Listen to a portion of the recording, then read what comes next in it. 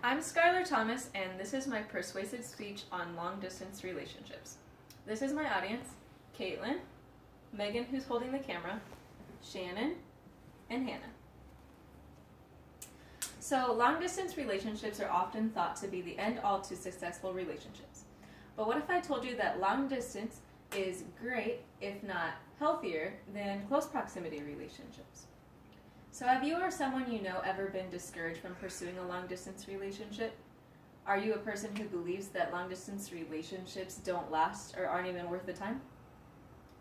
I have been in a long-distance relationship for 7 months and would like to share some ways that long-distance relationships are not only possible but beneficial. Although sometimes they get a bad rap, I'd like to shed some light on the negativity surrounding long-distance relationships, proving that they're not a waste of time, but rather that they can be just as fulfilling, enjoyable, and meaningful as close proximity relationships. We will review statistics on long-distance relationship success, why long distance can be healthy, and how relationships can ultimately benefit from being long distance, even for a short time.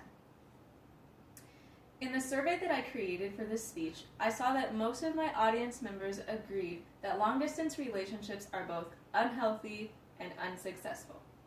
In addition, most of my audience members said that they have tried long distance, but the relationships all failed. While it's obviously possible for all relationships to fail, it's not more likely that long-distance relationships will fail over close proximity relationships just because of the distance.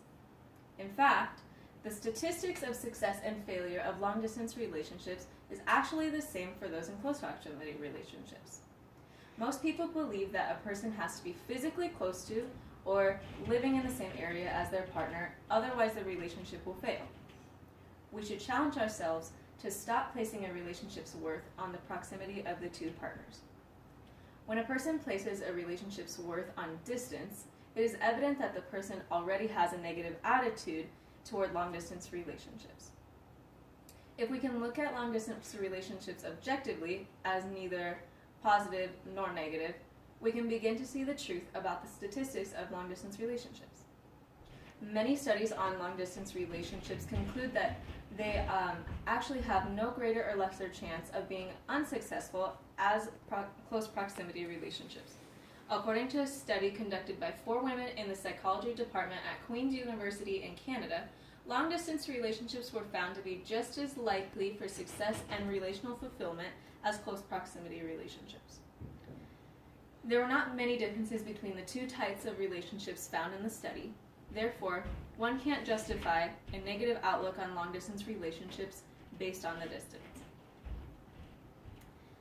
Now that we've talked about how distance doesn't determine the quality of the relationship, let's talk about how long-distance relationships can actually be beneficial to a person's dating life. Being in a long-distance relationship is actually very healthy for a person's mind and emotions. One might conclude that not being able to see your partner on a regular basis may be unhealthy because of lack of communication and possible jealousy. But research done by Cornell University actually shows that long-distance couples had a healthier and more effective amount of communication than close proximity couples. Communication becomes more meaningful when a couple has to put more effort into communication.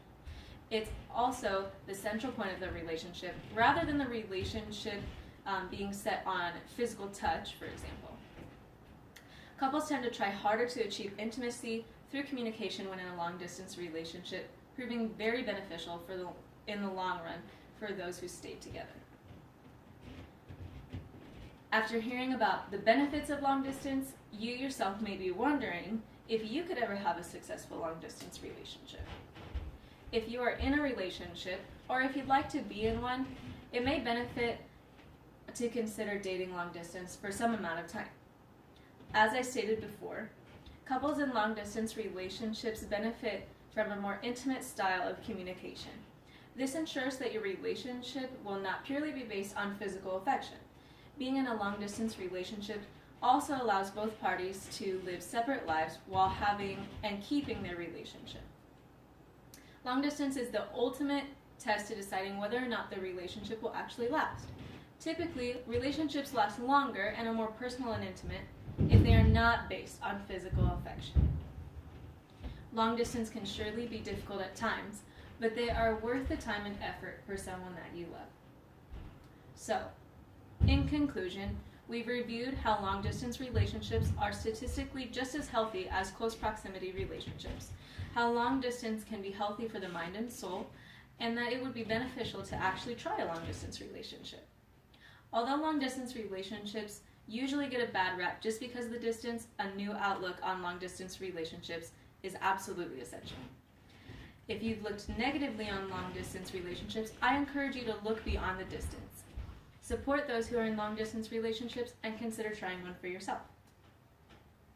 You and I will benefit from having a positive outlook on long-distance relationships by being able to support others who are in long-distance relationships and by being more willing to try out long-distance relationships for ourselves. I hope this discussion helped you to look positively on long-distance relationships. Thank you for your time.